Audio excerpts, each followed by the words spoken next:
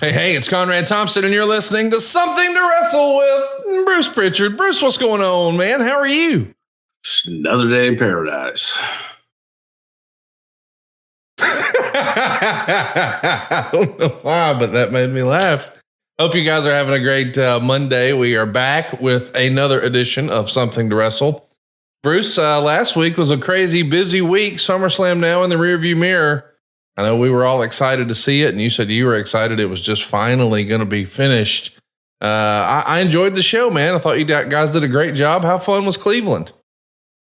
Oh, it's Cleveland. That's for sure. All right. It's Cleveland. Yep, it's still there. What else is going on, Brucey? Man, just another day in paradise. Just taking a day at a time.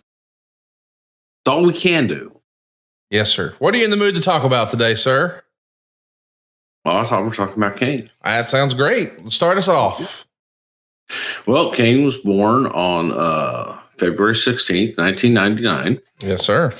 And he played a little soccer, played a little football, and went to Blinn College to, hopefully play football at Texas A&M University. And then COVID hit, and he had to come up and move up with his parents in Connecticut and finished his schooling at Southern Connecticut, and just got a big promotion at work and all that good stuff. So he's still wonderful. Well, thanks for the update, boys and girls. It's been one of our most anticipated episodes ever. Oh, you got the long form. We did a deep dive today on Kane, one of the most notorious figures in the history of professional wrestling. Hey, we are going to be talking about Kane today, not Bruce's son, but the wrestling character known as Kane. But before we do, I wanted to bring something up. I did research. What's that? But I did research. On your own son? Yeah. That required research. Yeah. I mean, I knew that WWE schedule was crazy, but damnation. Thought you were there for most of it. Much as I could. I recently caught up with Lex Luger. I don't know if you heard about that, but we talked about SummerSlam 1993. And man, we had a blast talking about, the ins and outs and all that. And I sort of put this together because when I was talking to Lex, he said that he felt like he remembered talking to Vince a couple of weeks prior to the big body slam on the Intrepid. And that timeline would have meant that would have been after King of the Ring, which was like Hogan's swan song for American television, for WWF. And I'm wondering, man, did Vince get all of that boat stuff and aircraft carrier put together in that short of a time frame? Or was that already in the works? And originally that was probably going to be Hulk Hogan, but when Hulk and Vince maybe decided to go their separate ways for a bit, we just needed somebody else to slide in there. What do you remember of that? Is there any chance it's never going to be Hulk Hogan? So Vince just put together the Intrepid in a couple of weeks? Didn't take long, yeah. And when I was talking to Lex, the thing that maybe blew my mind more than anything else is the idea that he knew all along he wasn't going to win the belt. And, I know in that era, it was before guaranteed money. You were paid based on the house. He didn't get paid for the promotional tour? That was crazy to me. He got a check. Sure got paid. Of course he got paid. He got paid for every appearance he made. Now, if he thinks he's going to pay for the bus and for, getting him to and from, which he was paid for all of his appearances. He was working during that time. Yeah, I thought so. What are you thinking, unless he thought he should have got paid for promotion. Nobody got paid for promotion. Nobody got paid for promotional appearances. Well, he was off the house show loops at the time. He was working TV. No, it wasn't. He was still making house shows. He had a couple, but if you go back and you look at the records, he didn't make most of the house shows.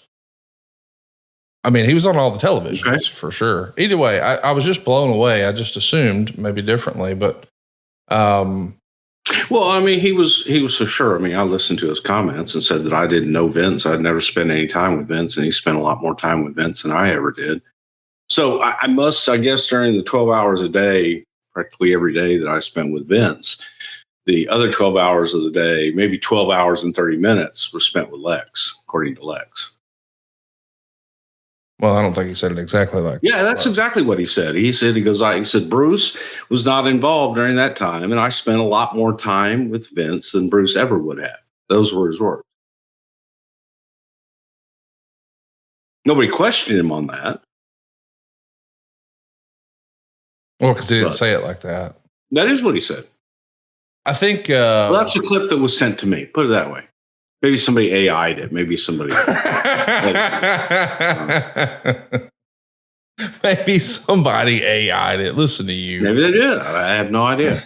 Because Lex has got just a stellar reputation for remembering all those things. And I'm not doubting that Lex had conversations with Vince I was not privy to. I'm sure. But my conversations with Vince, and my recollections are my recollections. So, right. To actually sit there and let somebody get away with a comment like that, I thought was just crazy. Well, now we know why Bruce is not in the best mood this morning. Well, I didn't take it that he was saying he wasn't spending any time with you. I do. Yeah, because he wasn't saying it about you. No, but here's what I meant. And you didn't question him, and you didn't say anything else about it, and which is fine. But I didn't say anything else about it because when he first came to the WWF, you weren't a part of the company. I mean, that's a fact. No, actually, that's wrong, Conrad. When he first came to the WWF, I was. When he came to WBF, I was not.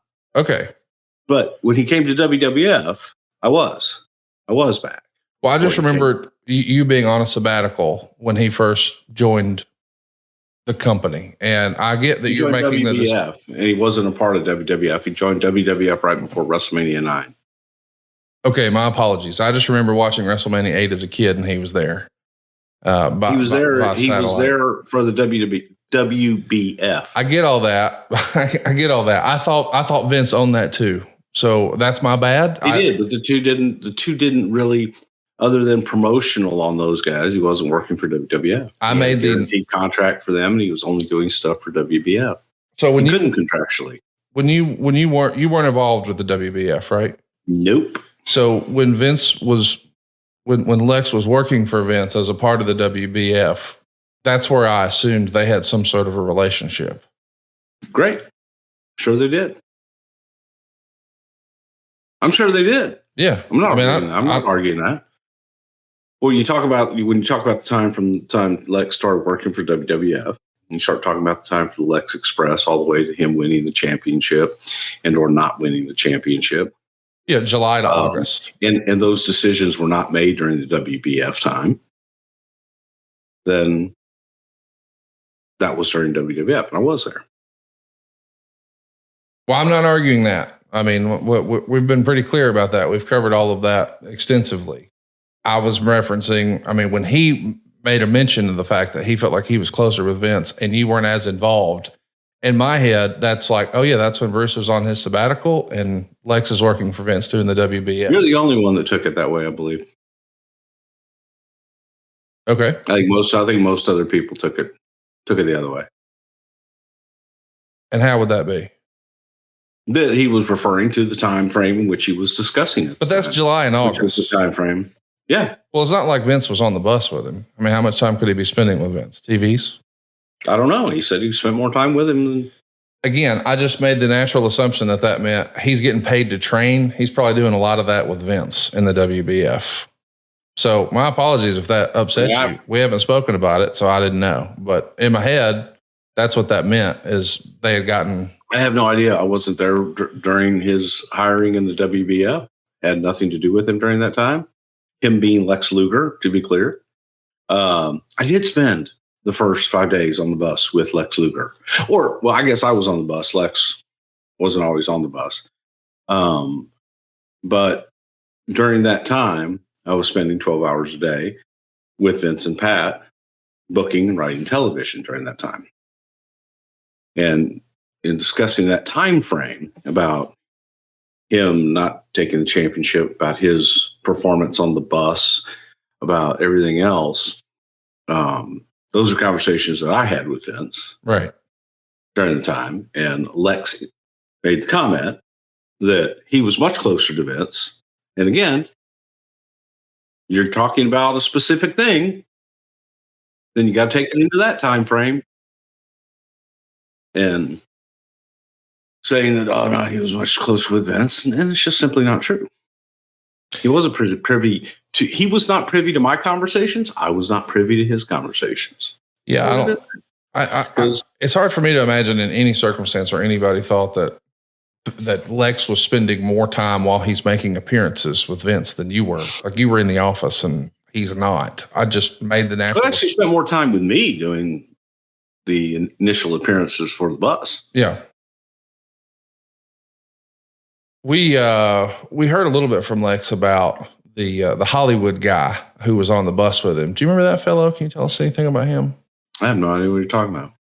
I guess there was somebody who was like a media person who had helped organize, radio stations and TV stations and all that. And maybe in a prior life, he had done that for. It was Bob Collins. And then we had another local media guy. I mean, not a local media guy, but a national marketing guy. The story that one of the stories that stuck out from Lex in that visit was when he said that fellow said something along the lines of, "Hey man, if it's this crazy now," talking about all the attendance for the radio stations and the autograph signings and just the pandemonium anytime the Lex Express pulled up. If it's this crazy now, can you imagine what it's going to be like when you actually win the belt? And when he mentioned to the guy, well, no, I'm not winning. That fellow said, hey, I don't know much about wrestling, but I know about entertainment, and that's going to kill you. Did you feel like it would hurt the Lex Luger push or brand or his upward mobility if he didn't win the title at SummerSlam? No, I frankly don't think the anything that we did. I think that, Lex killed the Lex Express. Lex killed Lex, make no mistake about it. And, I don't know who he's talking to. If it's the marketing guy, certainly that's not something Bob Collins ever would have said. So I have no idea. I wasn't privy to that conversation at all. But, Lex in Lex's attitude and Lex's everything else is what ended up killing Lex Luger and why he didn't win the championship and why he wasn't chosen to be the guy during that time. So there's nothing else. We tried everything, and I can get into a million examples, but I'm not going to do that. It's just, it's sad. And I get, look, I guess people, they hear things that they want to hear. They believe things they want to believe. And that's cool. You've actually got a saying about that too, right? For those who believe. No explanations needed. For those that don't, none will do. So, that's just the way it is. And that's just fact. Did he talk about how when the bus driver was done with the Lex tour, said, thank you very much. I don't ever want to work with this company if I have to work with him ever again.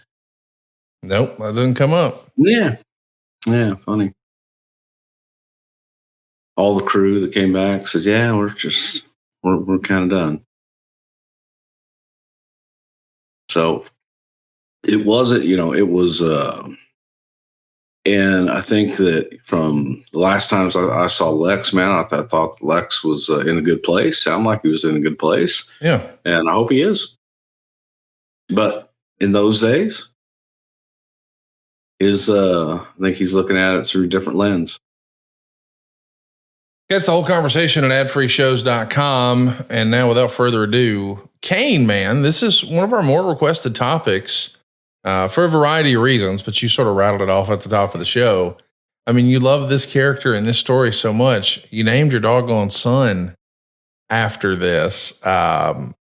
And I think a lot of people remember that when The Undertaker first debuted, he was known as Kane the Undertaker.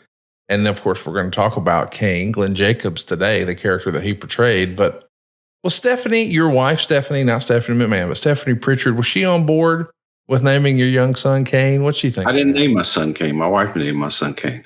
That's amazing, isn't it? I named my daughter and she named my son. And she was not familiar with Kane character or anything about that. Man, how fun is that? Well, this is a fun episode, a fun topic, because it's been said before that this story and this character was kind of like your baby. Why did this one? Why did this one resonate with you? Why did this pique your interest? Why were you so into this story? Is it because of the connective tissue with you and Taker early on, or something else? It just lent itself to so much. There were no boundaries. Absolutely no boundaries. You have a clean slate to create a character in any form that you want. And not just a character, a monster. When you are given no limits, you can get as far out as you want to. Sometimes you may need to be brought back, and that's fine. But when you have no limits, you can really get out there and you can really get creative. And sometimes that creative comes from a place of absurdity and looking at things, with a tongue-in-cheek approach to start. And then you get to the point where, well, you know what? What if? What if he was in a fire? What if he burnt to death? Or what if he was in a fire, he was rescued, he was scarred horribly, and they had to put him in a home for scarred burn victims. And they didn't want to let his big brother know that he was alive because he was so disfigured that it could harm his brother for life just to see his little brother this disfigured and in this much pain. What if that same fire, his parents perished? They died too. He spends his entire life, he being the Undertaker, thinking that his baby brother and his parents are dead. His parents are dead. And all he had was the one man that took care of him, Paul Bearer.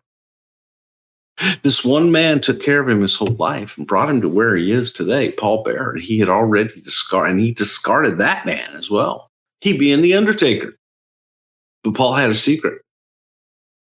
What if Paul had saved Kane and raised him as his own? And now Kane had grown up. Kane had become jealous. And Kane wanted nothing more than to destroy his older brother, who, from Kane's point of view, never came to see him in the home in which he lived, didn't love him, didn't care. And maybe there were people that were there that were feeding him information like, your brother doesn't care about you. He's a big, successful star now. You would have that jealousy. And we cover his body because he's so disfigured. You cover his face. And you can create all of these things. And then it lends itself to beyond, as we got into it later on. And you get into the fact that, oh my God, what if Paul Bearer, loyal to the parents, been there the whole time, been there, second father to the kids. What if he was having an affair with the Undertaker's mother? What if Kane's father was actually Paul Bearer? It could happen. Timelines lined up right. Could have happened. You never know. So you can do anything in creating a monster. Your only limit is your imagination. And so we started slow with, what we had and went from there. you didn't freestyle all that right away, did you? I mean, in this big everything but the pallbearer being the father. Okay. Literally off the top of my head in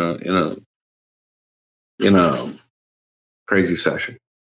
Now, when you're doing this session, I know this sounds silly, but I'm going to ask a chicken and the egg question. Was Glenn Jacobs already on you guys' radar from the work he did in Puerto Rico and the work he did in Smoky Mountain in Memphis?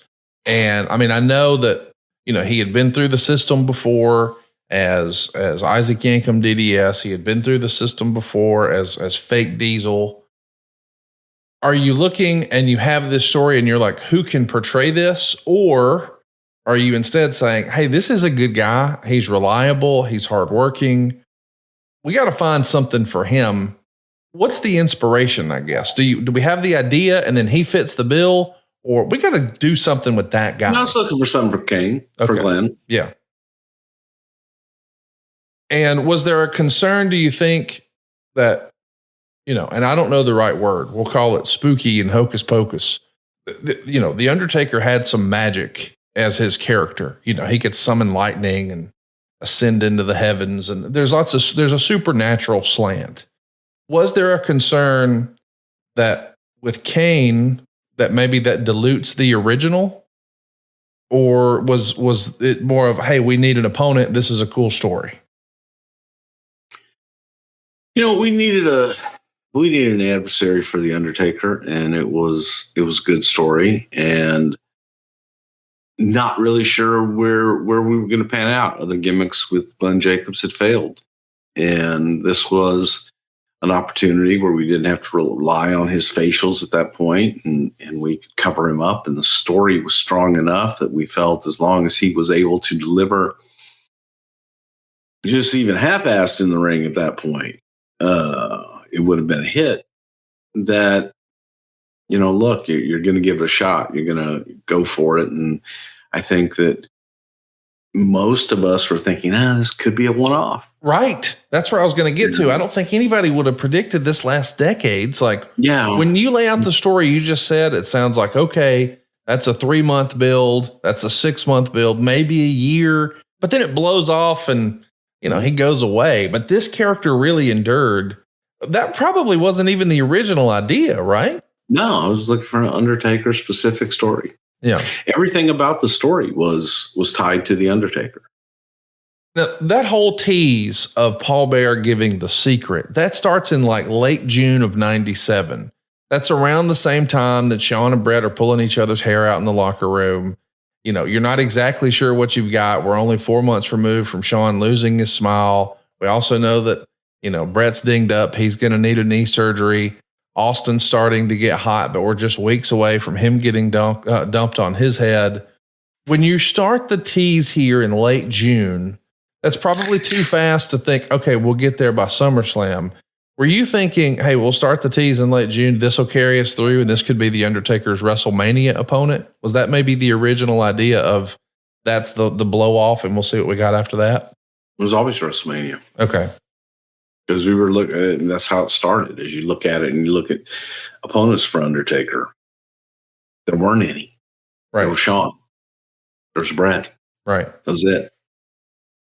So when you go back and you take a look at, that early era of Glenn Jacobs, I've seen interviews with The Undertaker who said that he really enjoyed working with him, but he felt like he needed to be, I forget the word, intense, aggressive. Aggressive was the word. He wanted Glenn to be more aggressive. And you just sort of in passing said, hey, he had failed in those other two gimmicks.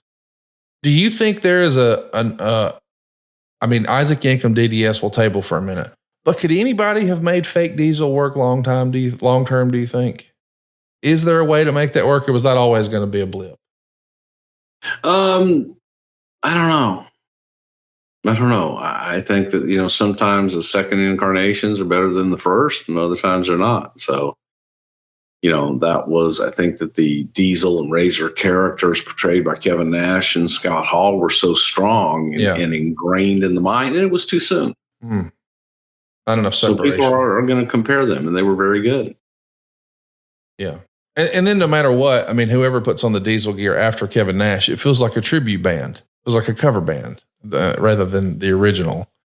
Isaac Yankem DDS, though, I mean, I get like on paper, I get why people make fun of that, but I also get why in the occupational era that could have worked. Like you and I have talked about how, boy, a lot of people just didn't get Doink, but what a great character that is. And an evil dentist, there's a lot of people who do have a big fear of going to the dentist and, oh, it's going to hurt and, oh, it's going to be painful. Do you think just the delivery of Isaac Yankem DDS, the timing wasn't right, or was it a little over the top campy? Is there a way to make an evil dentist work, do you think, even now? Oh, yeah. You examine fear, and you examine people fear. People fear clowns, people fear Santa Claus, and people fear the dentist and the boogeyman. Yeah. So it was a natural fear of a dentist, somebody that goes in and messes with your teeth. It's terrible. I fear the dentist. Whatever that phobia is, I have it. Okay. If I can hear drilling or I can smell that disgusting smell in a dentist's office, I break out in a cold sweat. And the amount of drugs to get me to stay seated in a dentist chair is lethal. The day after Michael Jackson died, I was in a dentist chair to get some work done, and the only way I can get my teeth cleaned is I'm out. I've got to be completely sedated. Cannot be awake in any way, shape, or form. Not gas, none of that stuff. I've got to be IV in, snoring. Got to be out. So I understood this. I understood the terror, and the fear people have of the dentist. People hate the dentist. It is an easy person to hate. You don't have to know them. What they do is they inflict pain.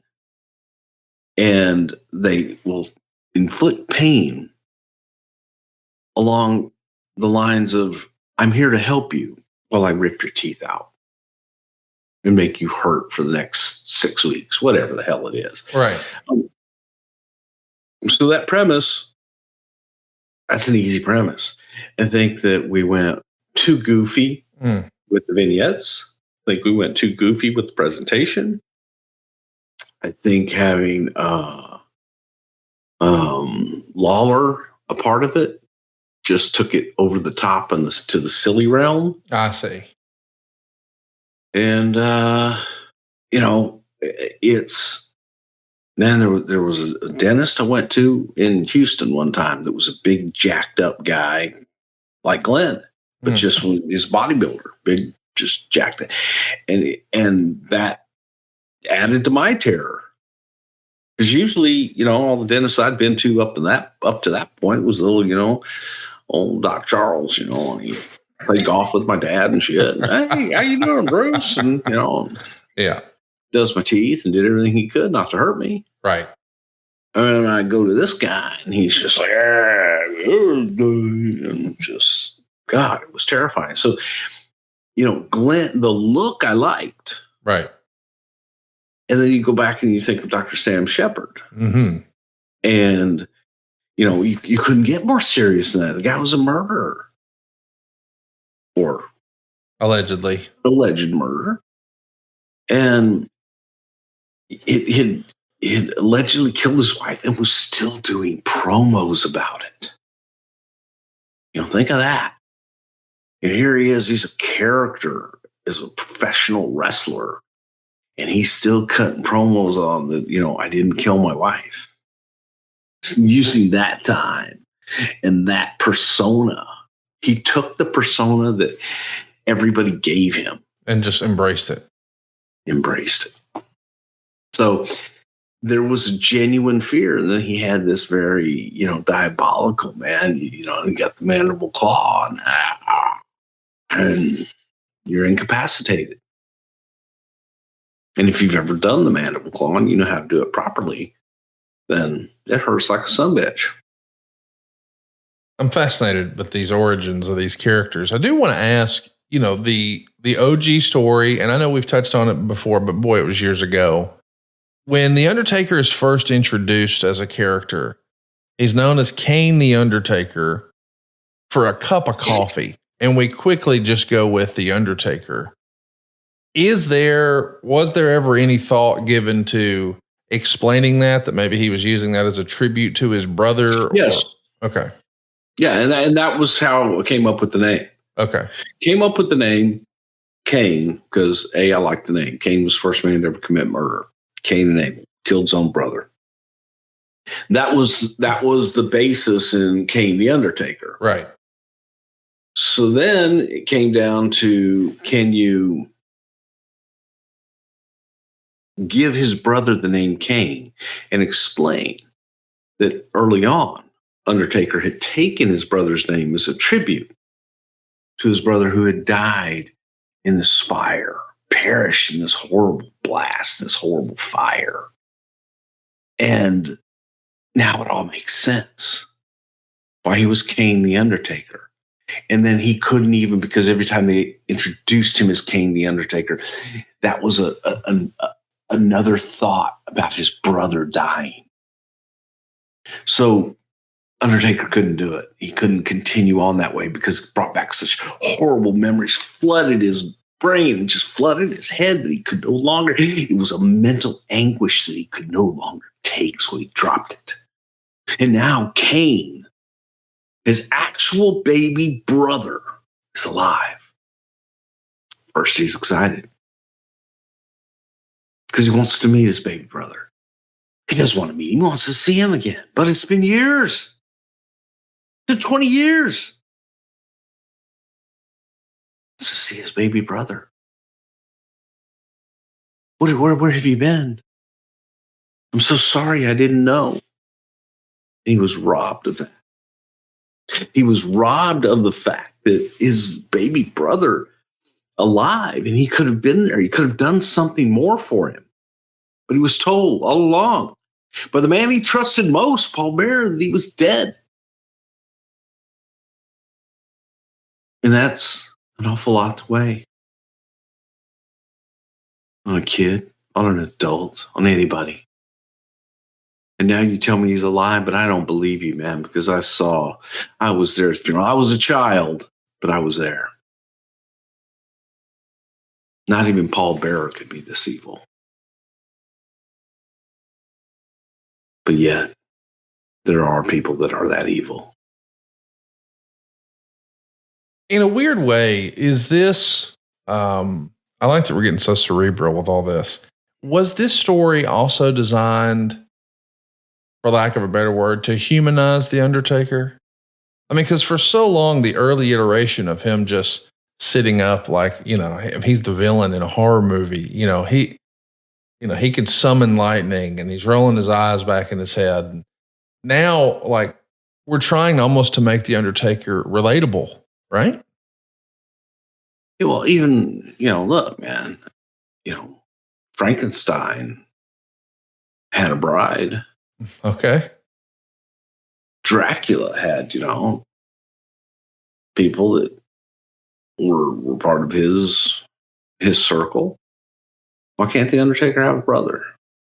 It does. It makes him human. Mm-hmm. Allows him to have human feelings and allows the audience to go, okay, maybe he feels just like I do, so I can feel like he does.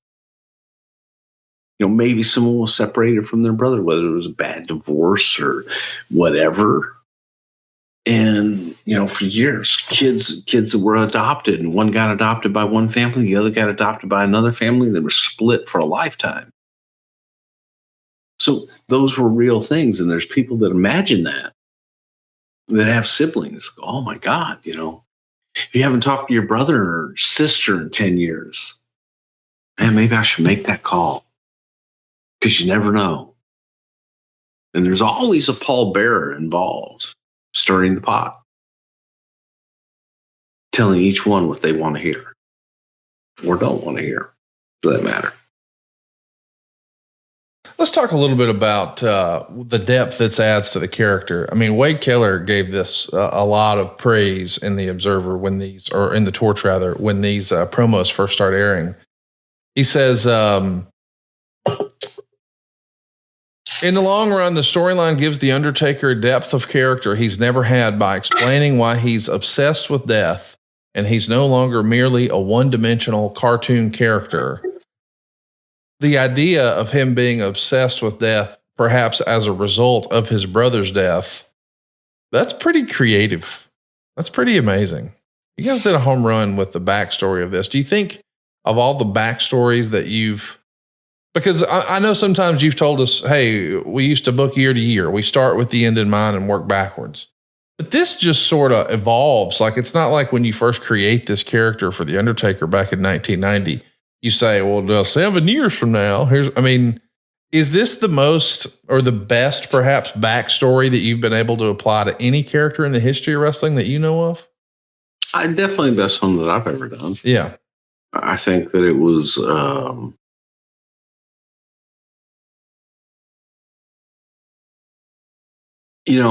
so much of it started in the basis of The Undertaker and basis of creating Undertaker, and why I wanted to create The Undertaker from the viewpoint of I wanted a black to my white, his brother Love. So we played with that so much, and I had the elaborate story for The Undertaker too, very, and it was, some of it came from when I was when I was going to do the deal at WCW before I came back to WWF. And Dusty had told me I'm going to manage Barbarian. I started thinking of backstories for him. Okay. Be able to tell the story of who he is. Because other than being a barbarian, what is his story? What the hell, what is he? You're right. Who is he? Why is he? Right. And so I had thought of stories for him. I think the best thing that happened, me coming back at that time, was you got to see the mic skills of Cactus Jack, who took over and was cutting those promos for the Barbarian. So that was a good thing. Yeah. I dare say, better for Barbarian in that situation at the time. Better than you doing it, you mean? Yeah. Yeah. But you have to think of ways to make the character relatable. Even one of the most bizarre characters in the world, you have to make them believable, and you have to make them relatable. And going back to The Undertaker from day one, yeah, it was part of it. It was part of the good versus evil. One was pure and one was not so pure. As a matter of fact, about as far from pure as you could get. And the idea being later on, when it was time, because I also, the other thing that used to get an argument all the time was, I would always say, man, when this motherfucker turns babyface, talking about The Undertaker. Right.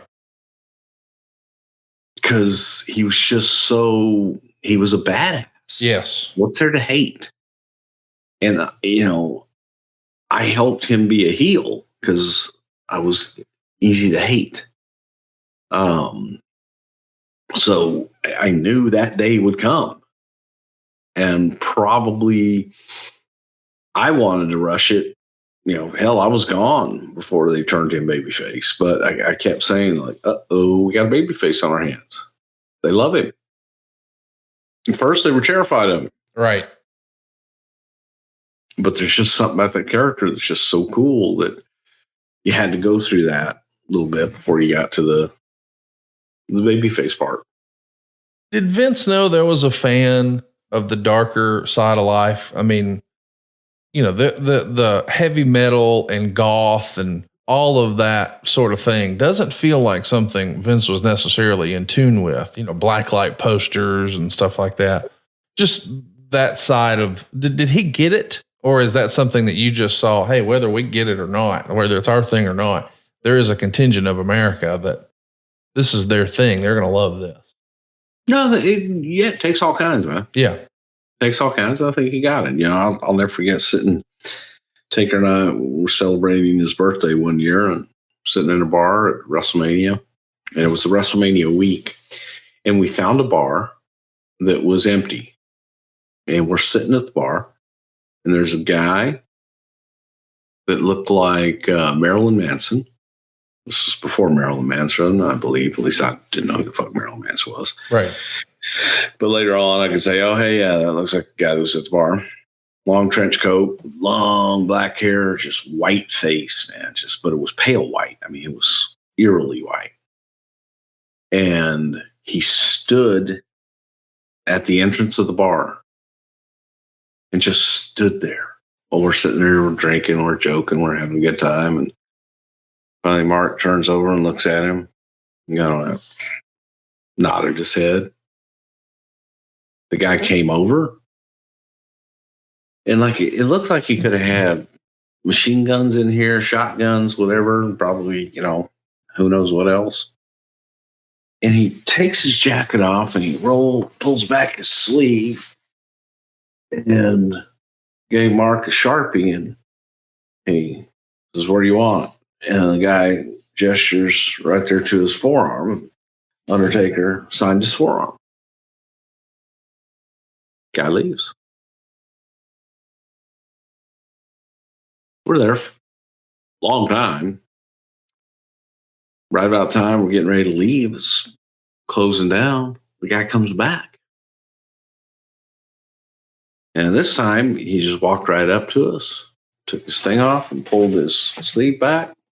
And he had gotten that autograph tattooed on his arm. Oh, wow.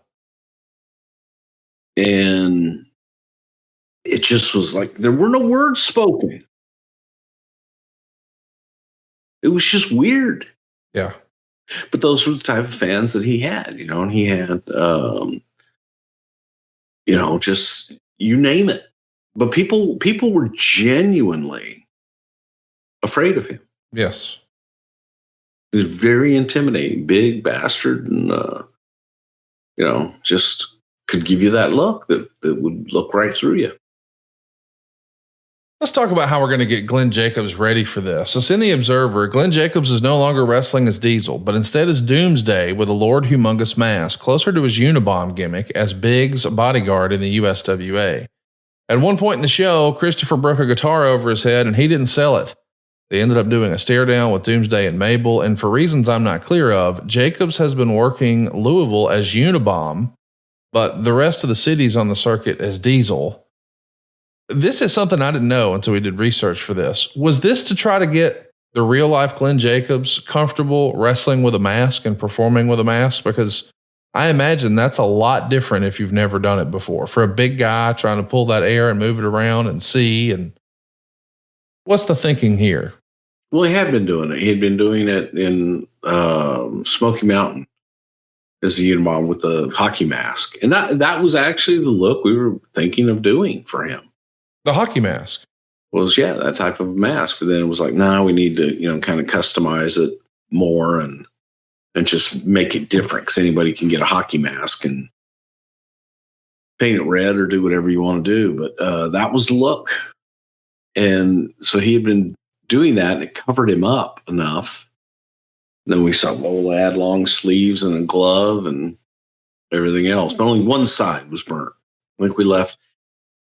Yeah, originally we had I think we had him with one arm out on the original. If you're watching along with us over on YouTube at somethingtowrestle.com, you see that Dave Silva has thrown up one of the action figures that have been made in recent years. And one of these early iterations of Kane that very briefly was around was a Kane with a cape. There's a pretty famous photo of him and Paul Bearer coming down to ringside, I think at a live event, maybe at Madison Square Garden or somewhere in the Northeast, where he's rocking a cape. I know that you've had fun talking about, the $1 Million Man wearing a cape at the jewelry store, and Vince McMahon had a cape. And Why do you think the cape concept didn't last with the Kane character? Did you like the cape? I did like the cape. I just didn't think that Kane needed any outerwear to take off before he worked. Yeah. I just thought, come out, me Kane. That look of the red and the black, it's such a cool look. I mean, we've even seen people sort of mimic it and pay homage to it at Fashion Week. I mean, people really like this red and black design. I know Creative Services is whose drawings we're looking at over at somethingtowrestle.com right now, but you created this entire backstory. Were you also involved in the look as far as the black and red and all that? Yeah, as far as all the initial iterations of it, giving them feedback on what we saw and how we saw him. And it was the fire theme was a big part of it as well. The fire theme, because he had perished in a fire, allegedly, was a big part of who this character was, because we kept with the story. Man, it was a fire. It was a fire that killed his parents. It was a fire that really damaged his little brother. His little brother just didn't pass. So that's where really the red and black came from. It kind of reminds you of fire. Yeah. And it was evil in its tone. So, they were perfect colors for Kane. We've spent a lot of time just brushing with broad strokes on this show before, saying things like Creative Services. Is there anybody in particular that you really clicked with and meshed with you'd like to give a shout out to? Somebody you would look back and say, man, I really enjoyed working with him. That dude really got me. He spoke Bruce. He understood what I was saying. They were all great. They were headed up at that time. Debbie Bonanzio, and Debbie was awesome. There's a discussion that happens in the newsletters where it said something like this by mid-July. Apparently the WWF has gone to a Hollywood studio at great expense and had a mask made that looks like a real life burn victim, to the point it's not even supposed to look like a mask. You still got to figure Glenn Jacobs as the best bet for the role. Do you remember that? Is that nonsense, or did you try different versions of a mask that maybe would have included something that looks like a burn victim? Oh, we looked at a lot of different things. I think to try and pull it off as if it was, not a mask and do it like a burn victim was not something that we looked at seriously, because we wanted to cover him up. That was the idea. It was a shame that I'm ashamed of the way I look. I want to cover myself up. Don't look at me because I'm hideous.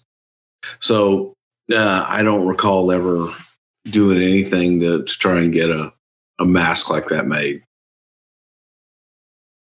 Once you guys know that you're going to be moving forward with Kane and you're going to do this with Glenn Jacobs, do you bring him up and go through, hey, here's the way we need you to work? I know that sounds silly. I'm not saying like, here's how you do a headlock takeover, but like he moves differently. Like you want him to have, you don't want him to wrestle like fake Diesel. You need some movements that have some connective tissue to the Undertaker. Are you involved with that process as well? Did you have a vision for, the way he would turn his head and all that stuff? Or you guys just work through that together, or talk me through that? He kind of worked through it. We talked about changing it up, but all of the discussions were mainly focused on aggression and just an intensity about him. So the rest of that was just a work in progress. It was constantly a work in progress. The puppy dog head, where he'd tilt his head and just kind of look at you, had so much expression.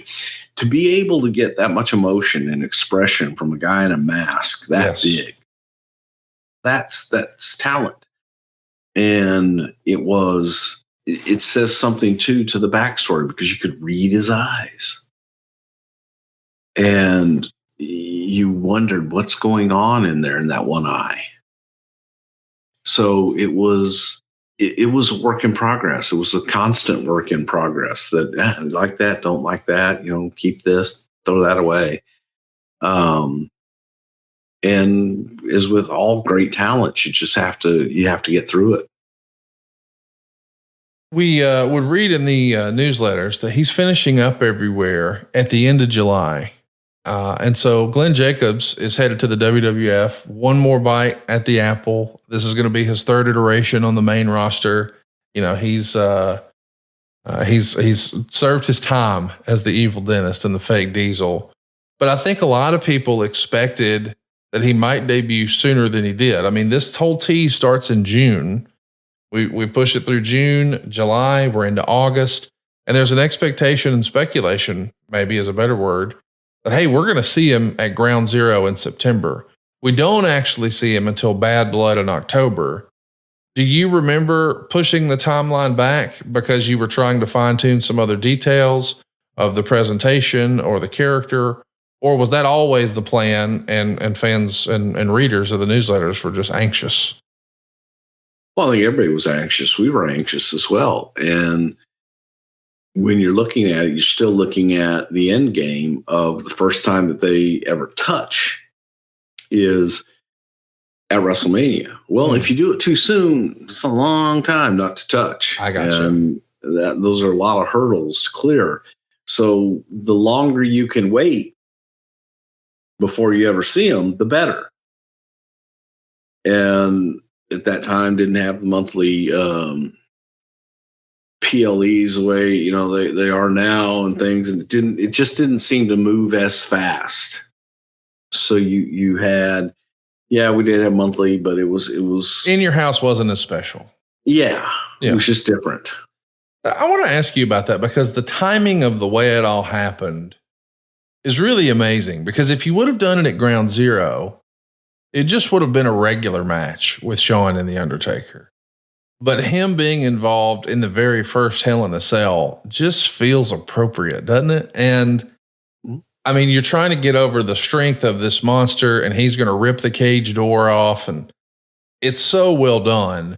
I'm wondering, when you have this idea percolating, okay, we know we're going to get there. This is going to be what we're doing for The Undertaker at WrestleMania. Hey, now The Undertaker is going to be in this new cage structure. Did that timing just line up? Like, when you knew you were going to do a Hell in a Cell, is that sort of the aha moment where everybody goes, oh, that's got to be where we debut him?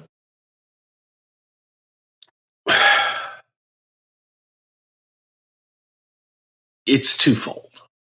We were looking for a different type of match. We were looking for something to serve a lot of masters. I loved the Hell in a Cell concept. I hated that match because they got out of the cell Immediately. Yeah. I don't get that. But, now it's the norm. Now, okay, whatever. So, well, if they're already out, what's the big deal about him getting in? And we were able to, okay, my God, that door's locked now. And made a spectacle of it. So we made a story of it. But it just came together. It really just came together. One didn't necessarily need to happen for the other to happen. I think we could have done it, any way that we wanted. The entrance was a big part of it. I know that originally had a tunnel of fire that we wanted to walk them through. The only issue with that is the stuff that you put to make burn was dripping down from the top of the little structure that we did that would make the circle of fire. And we was catching everybody on fire. So we ex-nayed that. Just did the sides. But in my head, thought it'd be pretty cool to come out through a tunnel of fire. It would have been amazing. We know that Bad Blood goes down October 5th, 1997. What an incredible pay-per-view it was. The main event is unbelievable. It's the very first Hell in a Cell with Shawn Michaels and The Undertaker. About as good of a match as you could see. And then we get tons of story right there at the end with the debut of The Undertaker or the Kane character, The Undertaker's brother. We finally get to see him after all these teases all summer long. When you actually see him walk to the ring, in this outfit, nose to nose with his brother, delivering his brother's finishing maneuver to him, the tombstone, live on pay-per-view. Are you pleased with this first impression that you've given the WWE universe here? Ecstatic. Great debut. This is one, where it came off exactly as we had envisioned. So ecstatic. It was tremendous. What did The Undertaker think of the presentation? Was he happy? Loved it. Was the real life Glenn Jacobs, how does he feel? Because this has to be a whole new world from debuting Isaac Yankem and Fake Diesel. He was absolutely high as a kite, not jelly roll high. he was very happy. We would see when he's doing that first tombstone, and again, it's dark. We're gonna dim the lights at the Hell in a Cell, but it did look like, he's turning the Undertaker a few times, maybe trying to find the hard cam. Was that a function of the mask maybe not being fitted to where he could see properly, or is he just trying to show off to the audience, hey, here he is, and down he goes? Probably a combination of both. Yeah. We would see when Kane does start to wrestle, he's going to squash Flash Funk. They're going to have red lights shining through the area. And I know that this doesn't last for very long, but at least in the early iteration of Kane, when he would wrestle, we're just going to bathe the ring in this red light. And I know we've tried this a few times before, or since rather, in WWE, but this is the first time I remember seeing something like this. What'd you think of, hey, let's make everything red, and why didn't it last? Well, it's an interesting concept. It was just a horrible application. Didn't work. Sounds cool, sounds neat. But when you're watching, especially as a live spectator, it is difficult to see, and it takes away from everything you're doing in the ring. So I don't think it worked.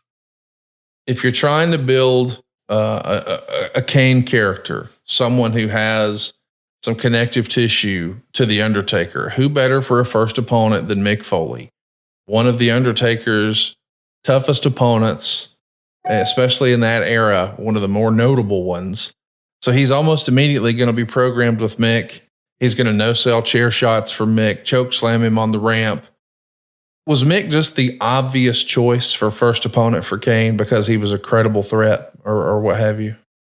Huge name. And it's somebody, if you're not going to have that impact with The Undertaker, then have that impact with the next best thing. And the next best thing at that point in time was Mankind.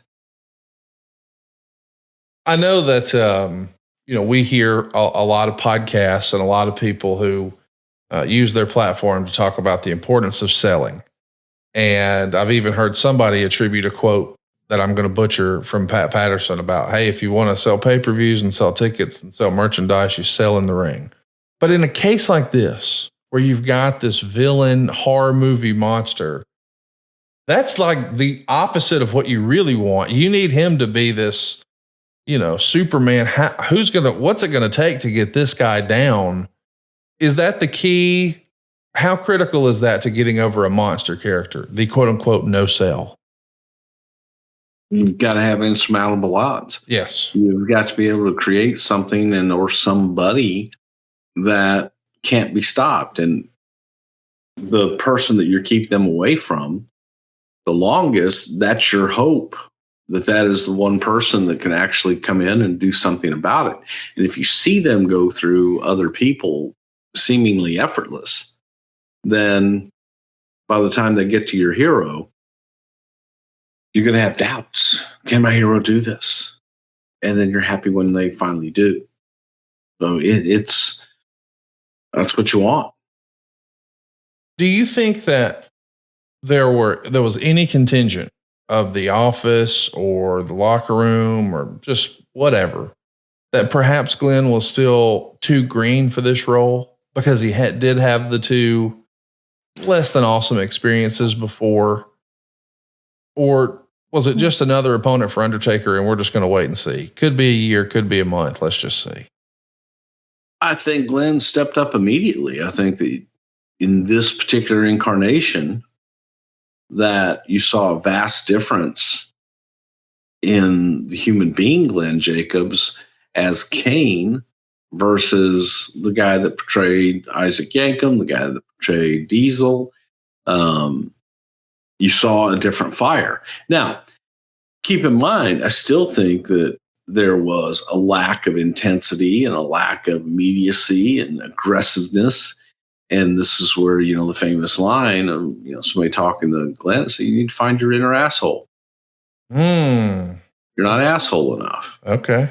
And, which is great advice when you're trying to get someone to get off their ass and just stop being so damn nice and so giving to everybody and everything that it's to your detriment. Get your inner asshole, find your inner asshole, become an asshole, and, not to where you're, fuck everybody, but at the same time, be a little selfish and find the asshole in you to step up and say, no, man, this is the way we're going to do it.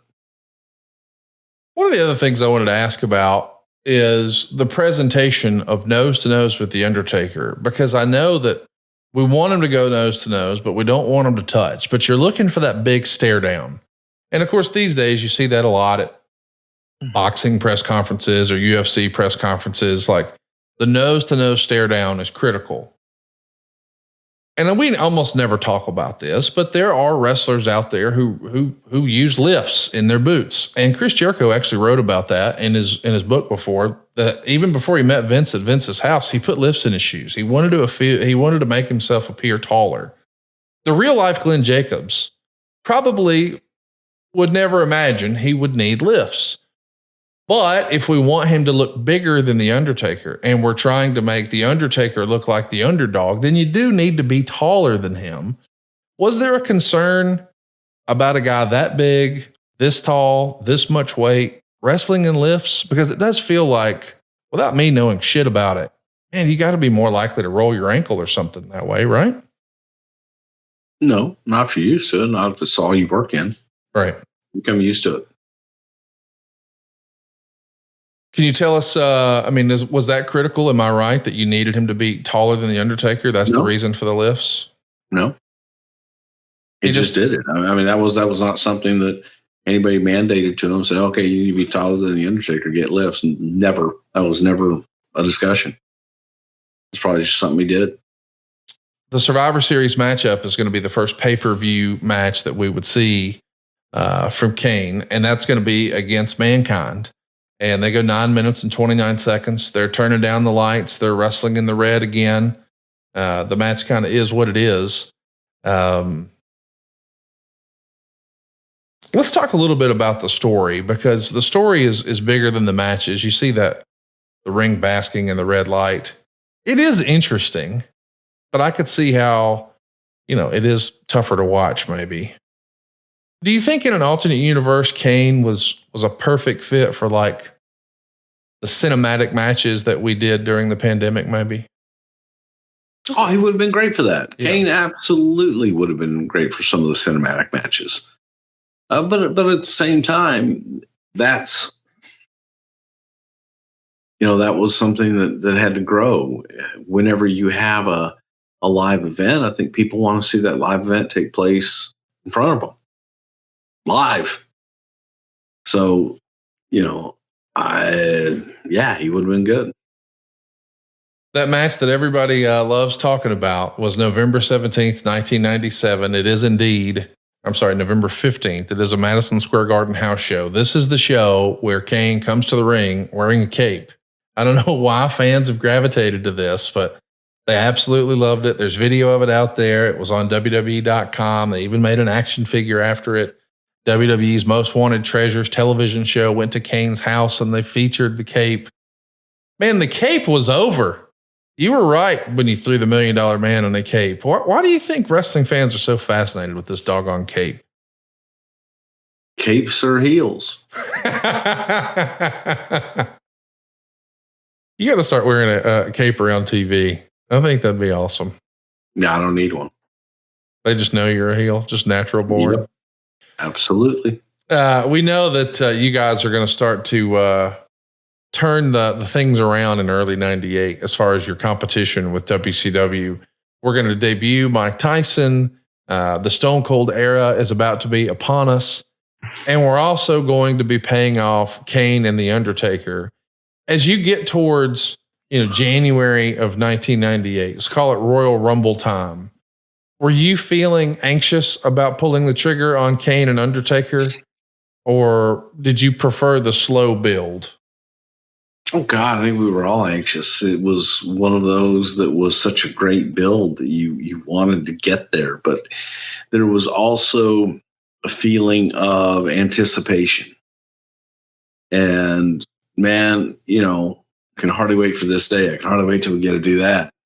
And there was that really good feeling of anticipation that I think outweighed we should go ahead and pull the trigger on it right now. So I think that was the right call, because by that time, it felt like a long build, and it was a long build, but it was what it was. It was good. The way you keep that story going at Royal Rumble 98 is incredible. Not only do we see Stone Cold Steve Austin win the Royal Rumble and Mike Tyson looking on from a press box, but the way we go off the air, what a visual. Kane is going to get involved in the Undertaker's title shot against Shawn Michaels. This is, of course, the famous casket match where Shawn would hurt his back on the corner, and a lot of people think that's going to be the end of his professional wrestling career. We know he comes back at SummerSlam 02 and is phenomenal, as maybe the best second act in the history of wrestling. However, the visual to finish this show, not just the doggone casket match, but we're going to have Kane come out and set the thing on fire in a major way, in a way that was probably not something the fire marshal approved of happening. Goodness gracious, look at that blaze. Like a fire like this with an axe and gasoline in the wood casket. I mean, this is an incredible visual, something bigger than we've ever seen before in the WWF. I mean, casket matches in The Undertaker go back to 1990, but never have we seen anything like this. And of course, if you were there live, as I understand it, The Undertaker's voice came over the PA system and let the fans in the crowd know, I'll never rest in peace until I meet Kane again. So we're trying to not let kids think they just witnessed a murder, but the visual of Rumble 98, talk me through that. What an impressive moment that was. You're welcome. Had to take a walk that day, I bet. It was, the only way to do it. That's where you learn your little things that, in school. You go, why am I learning this? I'll tell you why you learn it, kids, because there's going to come a time when you're pouring gasoline and other flammable things on top of a sealed casket and putting a match on it. It's not going to go up the way that you want it to. And then you're going to realize, well, you know what, man, in school, I learned that fire needs oxygen. Need a little air. So there's a way we can't open up the casket because that would be bad. But if we just have a hole that we can put the most of the gas and everything into, that would then fire up. Oxygen is your friends. Oxygen is your friend. And yeah. Burn, baby, burn. What a visual. When the show is over. So all those kids out there, pay attention in school. Yeah, oxygen. It's the magic. Yeah, because we had all the experts out there. And I said, well, is there a way to get inside the thing? Because oxygen will help. Stay in school. Chat me up a little bit about the aftermath of the show. What's more pressing? Handling local authorities with this fire, or, oh my God, what happened to Shawn's back? Well, officials were fine. They approved it. It's crazy. Yeah, they knew it was going to happen. They were ready for it. Where were we? Were you in Cleveland? San Jose, California. Yeah, something like that. Yeah. Really nice people there. But again, if you show somebody this is what it's going to be like and they're ready for it and they know that you have it contained. We had the floor completely contained. It was as safe could be. And everybody knew where they were supposed to be. And we had an entire fire department there to get that thing out. I saw a report in the newsletters that said that some fans were unhappy at the house shows because they weren't getting the same television presentation for Kane, at a house show. Of course, we're talking about a pyro spin. Had you considered that, there's so much theatric with the entrance that maybe it's not going to translate well to the live event and maybe fans would be disappointed? Well, it comes down to a matter of cost, and sure, that's the bottom line. So, yeah, you think about it, but you also look at the bottom line, and is it worth $50,000 in pyro for a live event that is going to eat into the profits considerably versus a television show where the budget is a lot different? So, some things have to go. There's a lot of things that are different on a live event than they are on television. Let's talk a little bit about the build to WrestleMania. By March of 98, we know what we're going to do. We're getting our Undertaker Kane match.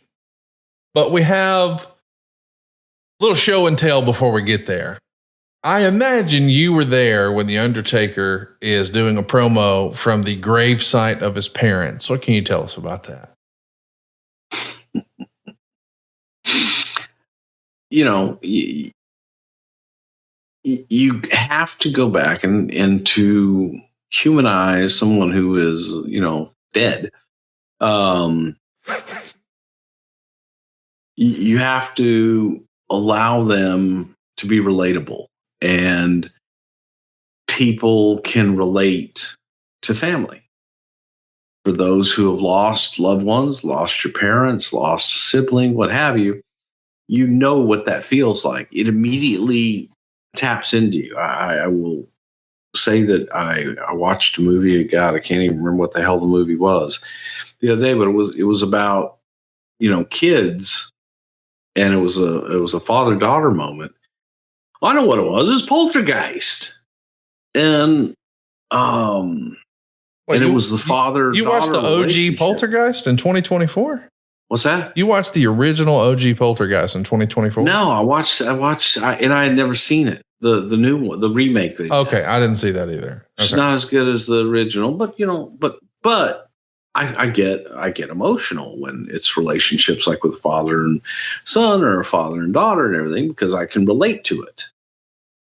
So it's different when you tap into emotion. So anyone that's lost somebody, that was what that was for. And that was, Undertaker going to speak to his parents and talk about what he was going to have to do to his brother, who he thought all along was right next to them. And maybe now it's time that his brother join them. And he's going to bring them his little brother. It just, again, it was emotional. It was being able to tap into emotions that everybody has that they can relate to. So, we got to talk about, this is my favorite moment from Kane history.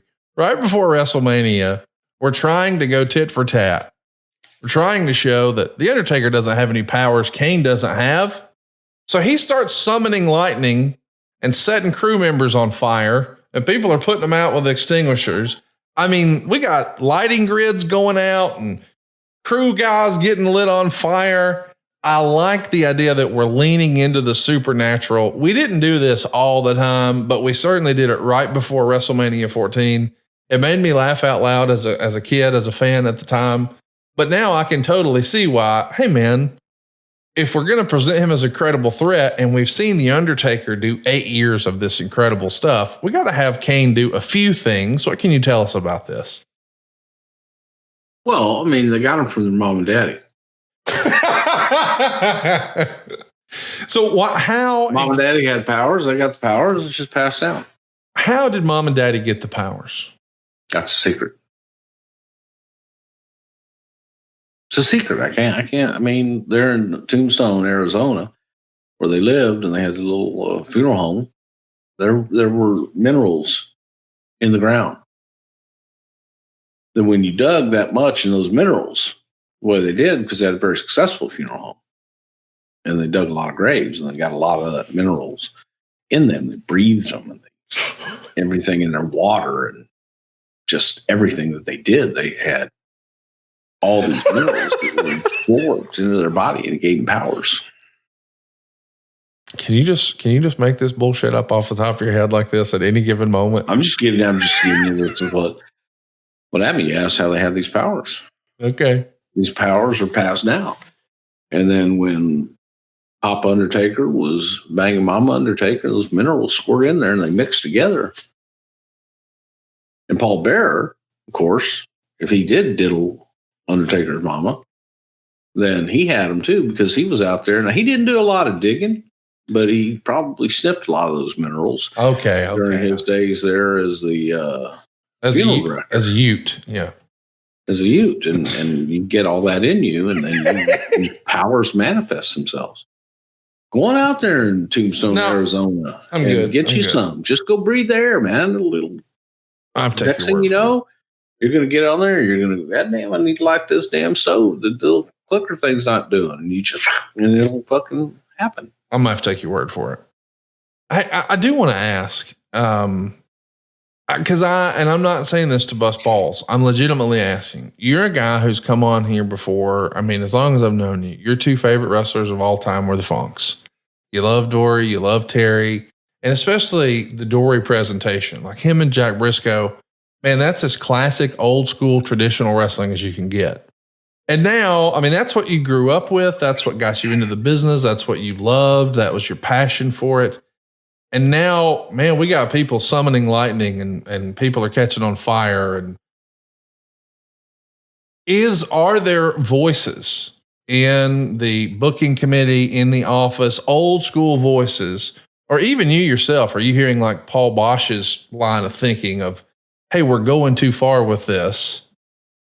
How do you reconcile both of that? Like, you like the plain trunks and boots and we're doing spinning toe holds, but we're also shooting lightning bolts. We're a variety show. And I usually ask myself, practically on every suggestion. I ask myself, what would Paul think about this? What would Vince think about this? What would Watts think about this? What would Gary Hart think about this? And then, I weigh that with what do I think about it? And I think that there, somewhere in there lies the rationale. By listening to the audience, and what does the audience think about it? And the only way to find that out is to try it out on them. So if they buy one thing and they're enjoying that, then give them more. I see. And I think the audience definitely, enjoyed that. If that were, if the case were, well, we're going to have black boots and black tights and ding, ding, ding, and we're going to have catch can. Yeah. Wrestling and grappling and all that stuff. And oh boy, he caught him with a vertical suplex. 1, 2, 3. That's it, folks. There's some good sportsmanship. Shaking hands there. These two guys, fine college athletes. Who the fuck cares?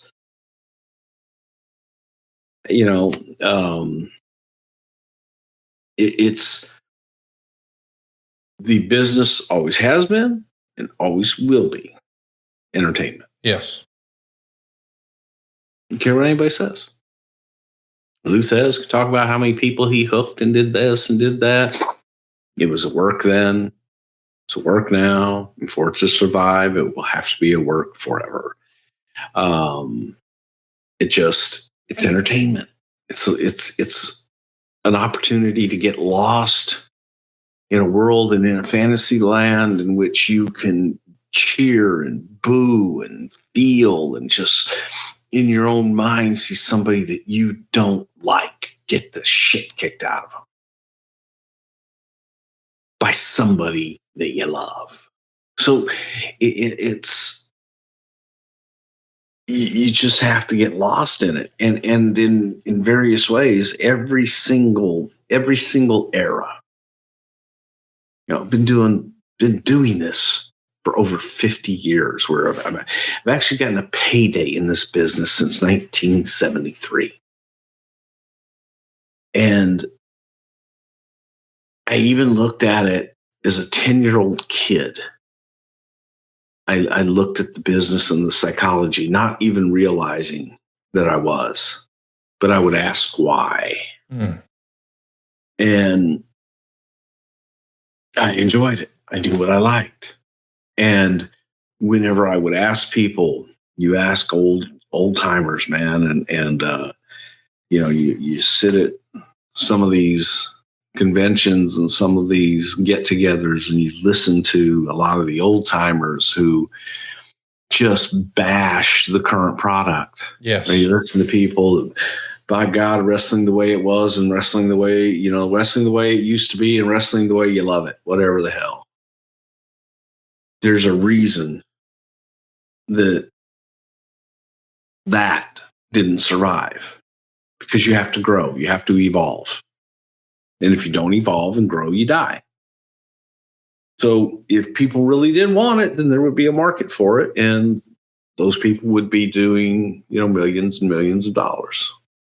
But you have to grow. So you have to take chances. You have to take your own beliefs and weigh them against, this is a business. Okay, is this going to draw? Is this going to make us some money? Is this going to get people off their asses, go get in a car, take their kids, go down to the arena, buy some tickets, walk inside, get a hot dog, get some beer, get a soda and popcorn, and sit down and watch this show and cheer and boo and just do anything you want to do, but enjoy the show.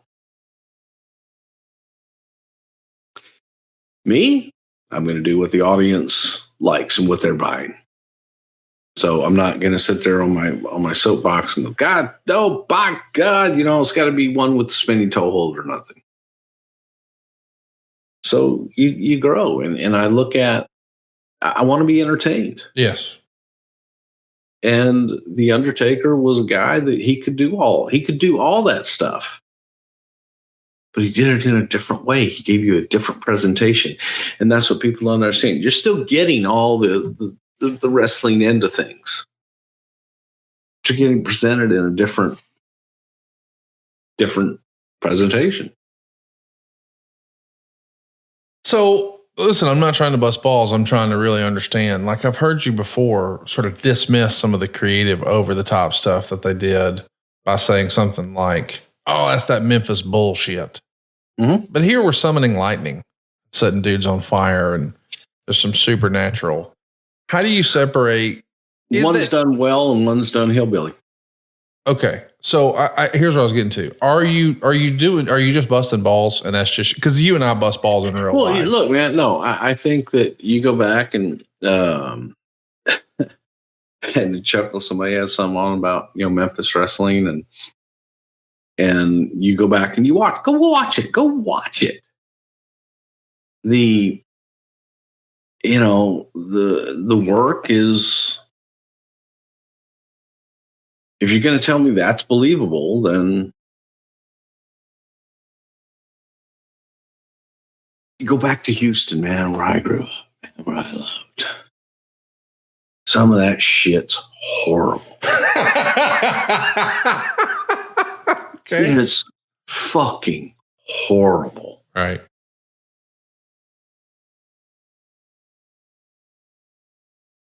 But in the moment, it's all we had. And it was the greatest thing on earth. But you go back and watch, I give Jerry Lawler this, man. Jerry Lawler fucking was exciting. Jerry could go, and Jerry had a great punch. But a lot of guys around him, some of the hokiest shit you'll ever see. When I go back and I watch old Houston tapes and watch some of that shit, and some of it is some of the hokiest shit you'll ever see. Like, just not good.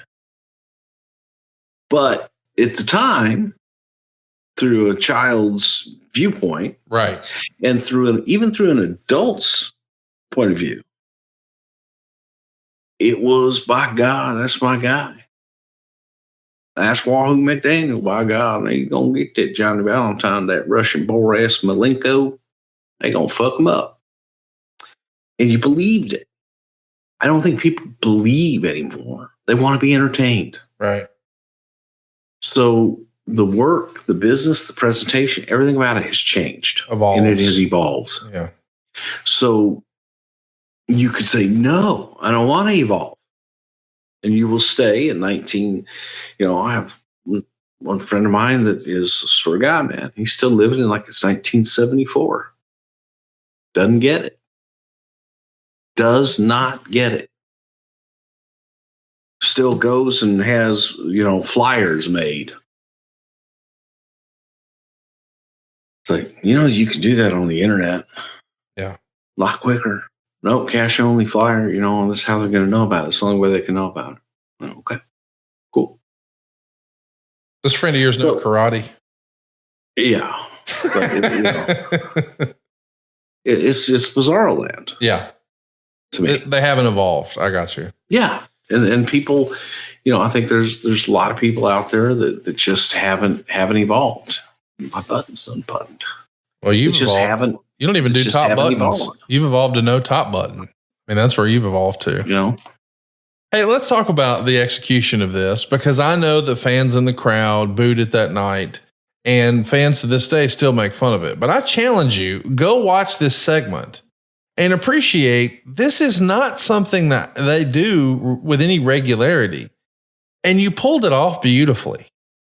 And I'm saying, like, where lightning is going to summon inside a building and set a dude on fire, like that feels like something that they would even struggle to do at a show on the Strip in Las Vegas. And you're doing it in some random arena.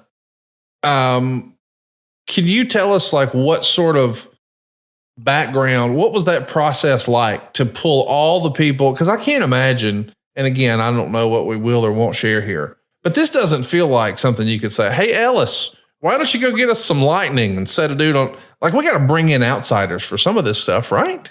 I wouldn't ask Ellis to do that. I like him to be safe. Okay. But no, there are people that do this. Fire starters are us. I love you for that. I was not ready for that. And every now and again, you'll just hit me out of left field with something. All right. We burn people up and shit. .com. We got to talk about WrestleMania. Before the match happens, something that nobody ever expected happened, and it became a big part of WrestleMania. Pete Rose is here in Boston, and he's going to bring up the World Series from 23 years prior when the Reds were playing the Red Sox, talking about leaving tickets for Bill Buckner, but he couldn't pick it up. Out comes Kane, and he hits a tombstone pile driver on Pete Rose. How does Kane, I mean, this feels like doing this. First of all, it's an amazing stunt. I'm really happy that Pete Rose did it. Good for Pete to get a payday and an opportunity and exposure like this. But that kind of makes Kane a babyface in front of this crowd. It's a cool moment, but how does it all come to be? Do you just think, well, we got Pete here. What can we do with him? Hey, are you down to do anything physical and it manifests itself, or is there more to it than that? Yeah, basically. You can have the greatest plans in the world, and then people get there and, oh, well, that looks like it hurts. Or you can have no plans in the world and sit there and talk to someone and they go, oh, hey, yeah. Well, what's that like? I don't know. You want to find out? And things were a little less formal then, as well, as far as having to examine someone and having them have to go through a complete blood test and cardiac test and everything under the sun just to step inside the corral. Pete was, he's a stud. He's an athlete. And I said, well, what do you think if, because you're doing all these Boston jokes, What if? Think that'd be something you might want to do? And he's like, yeah, sure. Does it hurt? And threw him in the ring, and he did it. And Kane took good care of him, and the rest, as I say, is history. But Pete was, man, you talk about a man's man and just a pro. I'm one of those people. I hate baseball, know nothing about baseball, care less, but I know Pete Rose. And I got to know the man over several years, and I think that it's a travesty that he's not in the Baseball Hall of Fame. And that, come on, please. And he told me that night, because he sat with me in Gorilla all night long. And he asked me every question in the world, and I finally got sick of his questions. And I said, okay, you've been asking me a lot of questions. I'm just going to ask you one. Did you do it? And he laughed, and he said, because I didn't do anything everybody else wasn't doing. I never, ever bet against my team. I never bet for my team to lose.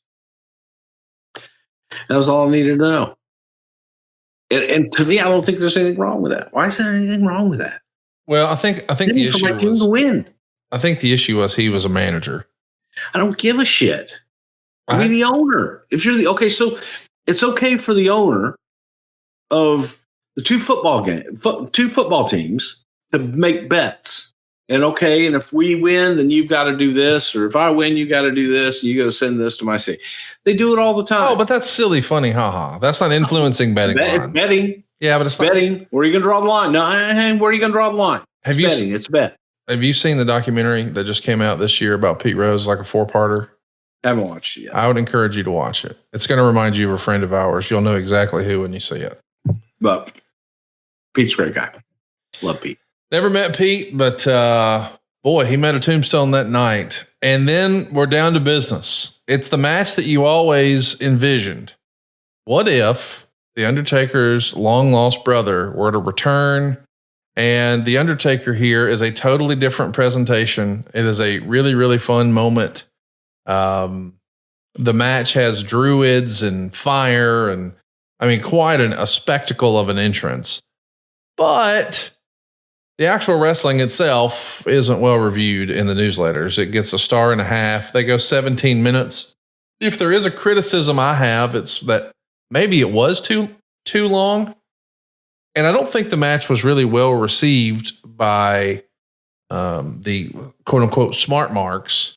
And I think that's a shame, because I do feel like if you talk to people who are in the business, boy, universally, to a man, everyone talks about what a great in-ring performer Glenn was, and what a great wrestler and great worker and performer, and whatever sort of name you want to call him. It's always complimentary. But I think some people perhaps forget that the presentation of this character requires that he performs a certain way. Do you remember being disappointed or feeling like perhaps the hype didn't live up to the match with The Undertaker at WrestleMania? Or was it just the first chapter, because we've realized Glenn is so effective in this role? Now we know it's not going to be a one-off. So that can be the first chapter, and then we'll turn the volume up with other crazy stuff in the future. It was a letdown. The match itself was a letdown with Taker and Kane. It just was, there wasn't a lot of chemistry there, and they just didn't gel. They didn't mesh. So without a doubt, in the back of our minds, like, oh shit. I don't think any of us thought of this as a one-off. Once we saw the story growing, originally it was meant to be kind of a one-off, but as the story gone on, we got a lot more meat on the bone here. But the match wasn't that great. Just wasn't. Didn't click. And I think that everybody's expectations were so high that no matter what they did, I'm not sure that they could have matched it. Undertaker and Kane had great chemistry as a tag team. They had great chemistry promos and everything else that they did. But against each other in a match, I don't think they had the greatest chemistry in the world. But it was enough of a great story that I believe the audience kind of forgave them. And we're like, okay, still Undertaker and Kane. The story itself is good. Okay, the match is going to be ugly. Should be ugly. But it didn't live up to the hype, I didn't think. I would agree with that. And that makes me wonder, like, as soon as it's over, do you start thinking about Unforgiven, or did you already have Unforgiven and the Inferno match in mind before WrestleMania? We probably didn't until afterwards. We think we wanted to see how it went. Yeah. The idea here is we're going to surround the ring in fire, and we're going to call it an Inferno match. And I've read that this was actually created in Puerto Rico, like years prior, and it was a crazy spectacle. I've actually seen tape of them trying this over in Japan with Onita, the Sheik, and Sabu. And boy, it was horrible. Those guys could not breathe. They had to get out of there as quickly as they could. When you have the idea, was your inspiration like movies or comic books or something like that? Or was it what you'd seen in Puerto Rico and Japan, but like, hey, let's learn. I've never seen anything in Puerto Rico. I've seen the bullshit in Japan and knew that couldn't work. Right. That was horrible. And the idea was pitched. It's like, okay, well, how do we do that? And then we got everybody on the phone. It was like, we want to surround you. You can't do fire on the ropes. You're going to burn the ropes. They're ropes. Right.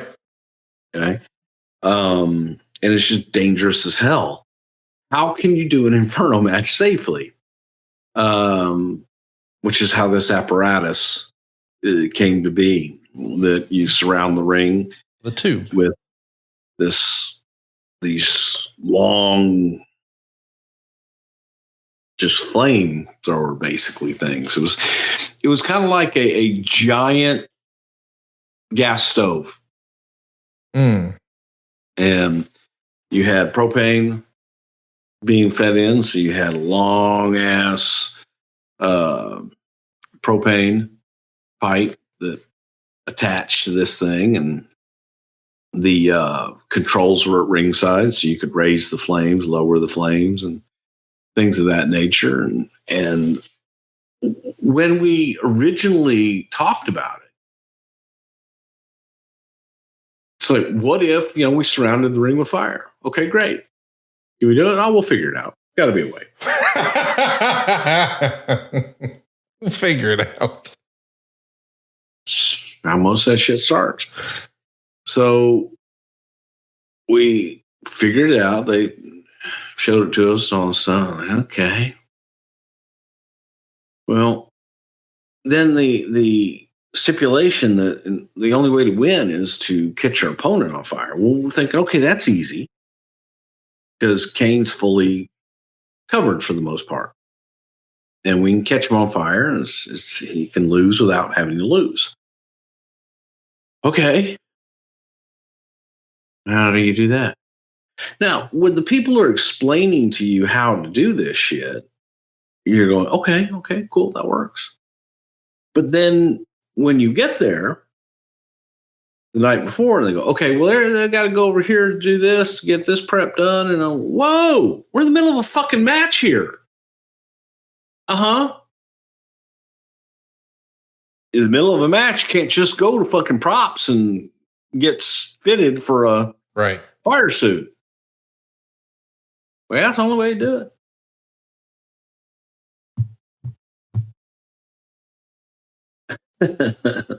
So some asshole says, well, what if? Oh, gosh. What if we did all that shit before the match and they wrestle in it? And then at that point, all we got to do is just somehow get the outside done, and then boom, get them on fire. All right, well, I guess you could do that.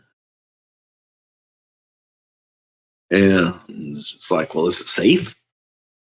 Well, there's a good chance that, maybe some of that stuff will evaporate because it's Are they going to get burned? Well, they could. I'm like, well, fuck. Anybody could. People in the front row could get burned. But yeah, we rolled the dice and we rehearsed it and knew that we had, so much time before that shit, before it was no longer safe. And we were under it and we got it in there and set Kane on fire. Do I have it right that it was Gerald Briscoe who was at ringside as the bumps are happening, adjusting the flames here and there? And that was just something that happened. So Jerry was there, so somebody we could trust and shit.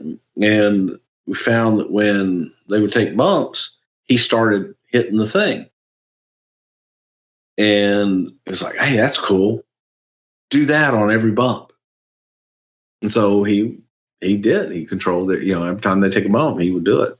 But he was just messing around at first, seeing, okay, what's they take a bump. Yeah. And that's cool.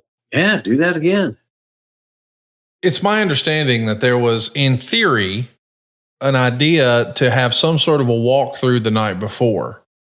And as crazy as this sounds, from what I understand, that walkthrough never happened. I think Kane and Paul Bearer were making an appearance somewhere. There was a car service that was supposed to bring them there. The car service took them the wrong way. So they don't wind up having an opportunity to do this walkthrough. I just want everyone to appreciate that meant Glenn Jacobs went into this match having not walked through it the day before. Just wake up and go to work, and they're going to set me on fire today. Quite a commitment from Mr. Jacobs here. No, they made it. Yeah, they made it work. No, they made it that night. We sat there and waited for him all night long. The guy did go the wrong way, whole 9 yards. And, but they eventually made it. You mentioned earlier, our Mr. Wizard moment of the show. Fire loves oxygen. I've been able to see and read and hear interviews from guys who were over in Japan that with every bump they would take, they're gasping for air because they're trying to wrestle a match. Oh, yeah. But now they're competing with the fire. So there's actually less oxygen in the ring. This is a much tougher, it's more than just, it's warm in the corner. It's more than that, right? Oh, no, it wasn't warm in the corner. It was fucking hot. It was brutal. It was absolutely brutal. Go build a bonfire on the beach. And just go stand next to it. And imagine being surrounded by that heat all the way around. You go, flames weren't that big. Yeah, okay, go try it. Go build a 20 by 20 fire and stand in the middle of it. Tell me how easy it is. Because you cannot breathe, you cannot catch your breath, and the heat is ungodly. Oh my God. And of course, want to go in and I want to feel it. And it's like, okay, I felt it. Oh, no. You're going to feel it, mother. And so, yeah, I was kept in there a little longer than I wanted to. But yeah, it's tough. It was very tough to breathe. And I'm not sure that,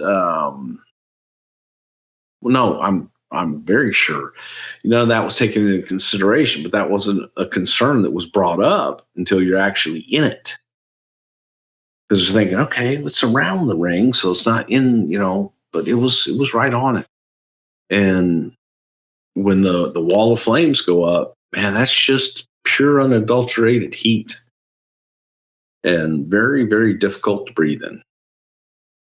There's only been a handful of these Inferno matches in WWE history, but there's a reason for that. I was going to say, this is the very first one.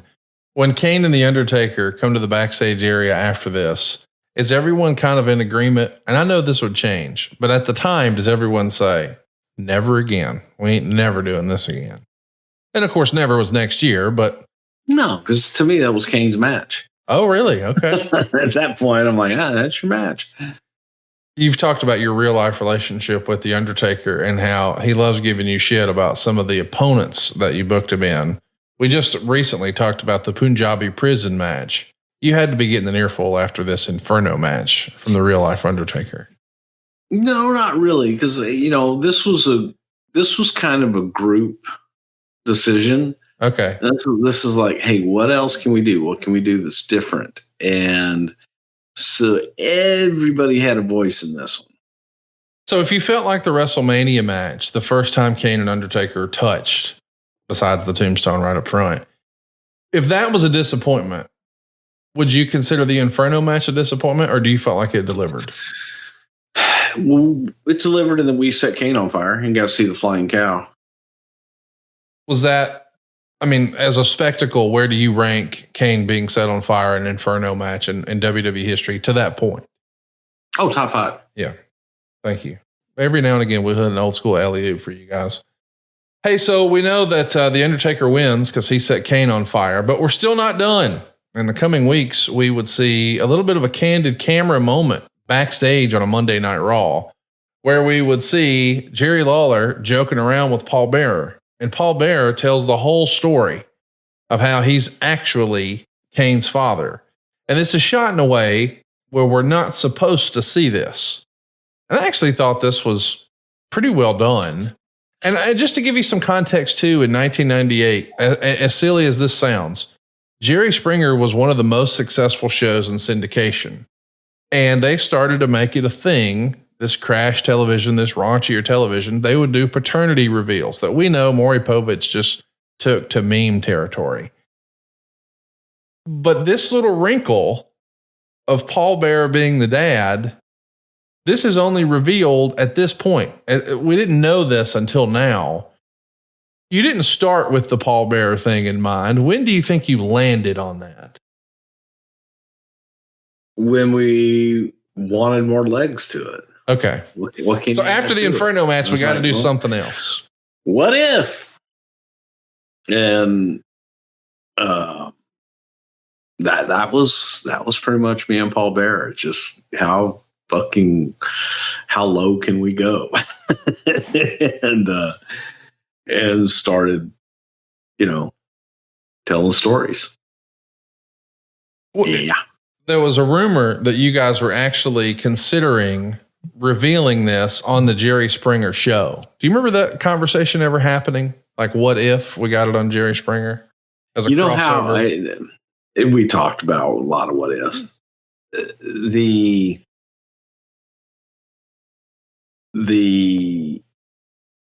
part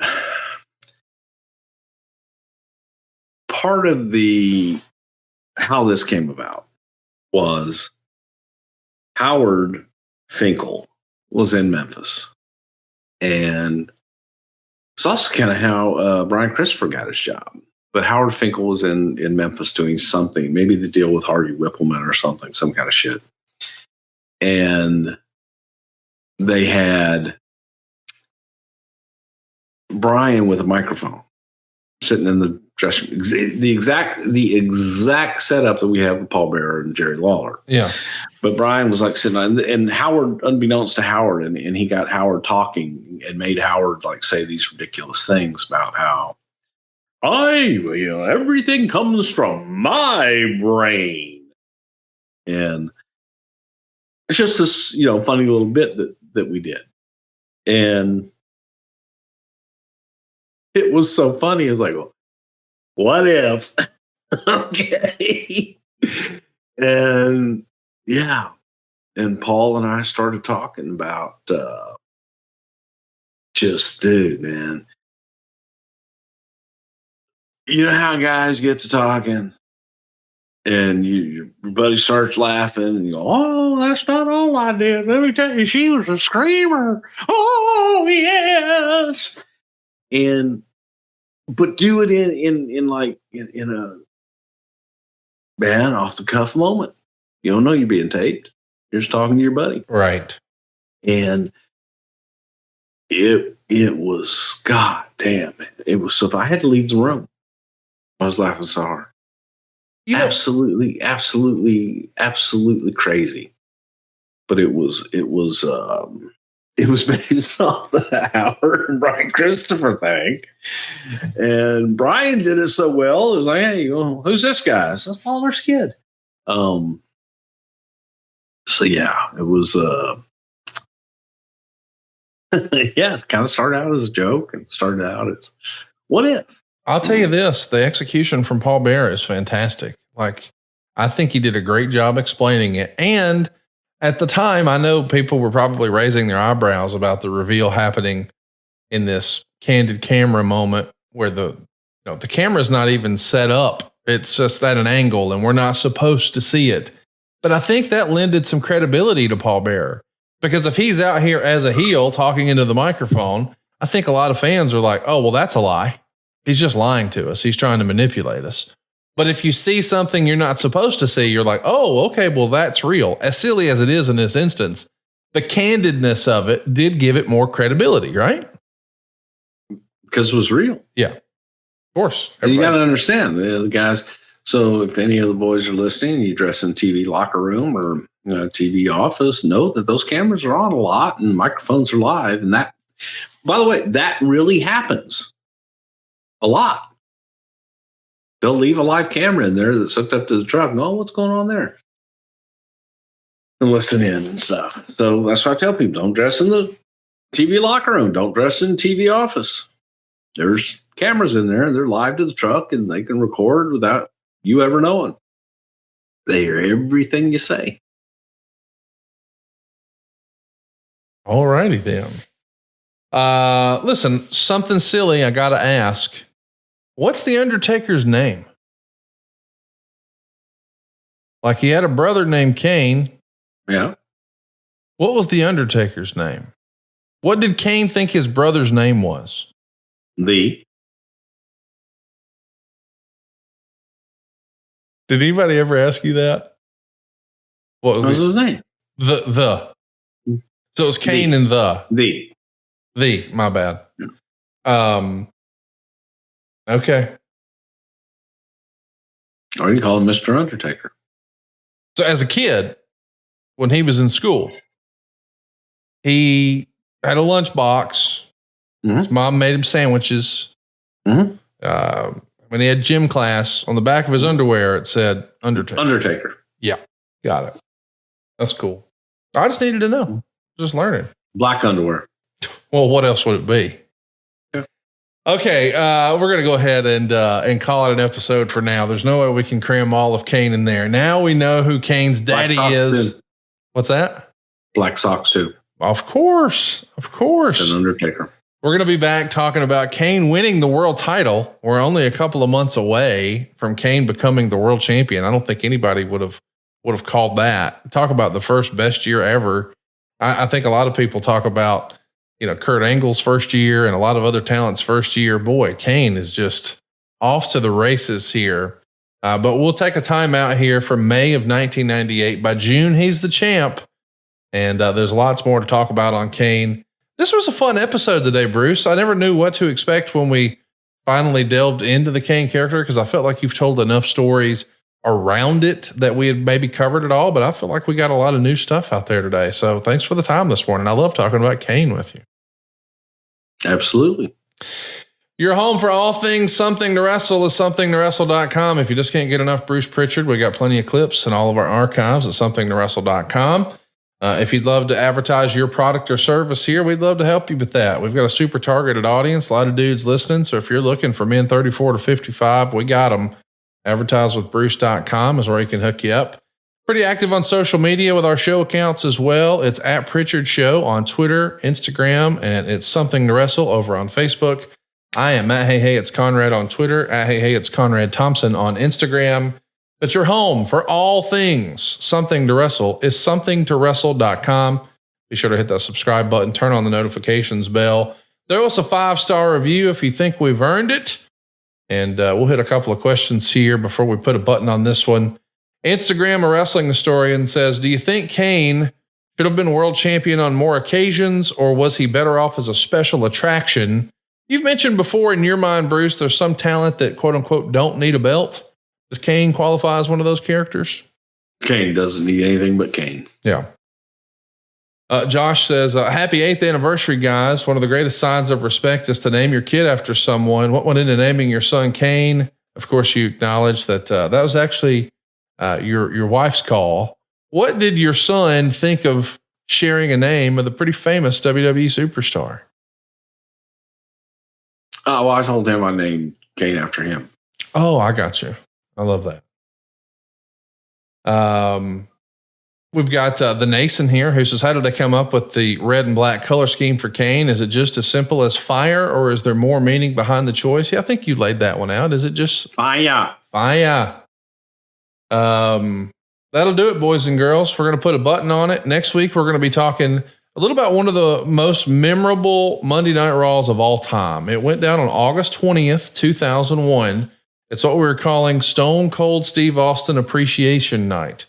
Lance Storm's going to super kick a little person. Sarah's going to take on DDP in a main event match. And of course, this is the infamous Milk-A-Mania Monday Night Raw. That's what we're doing next week. Get your questions in now at somethingtowrestle.com, and we'll see you sooner rather than later right here on Something to Wrestle with Bruce Pritchard. Sometimes Jimmy Jam came along. Those were the best days. Now they're gone. It's been 10 years since you ain't been around. Lord, I need my best friend now. Go check out Freebird Road on YouTube. Freebird Road by Michael P.S. Hayes. Because sometimes Jimmy Jam came along. Those were the best times.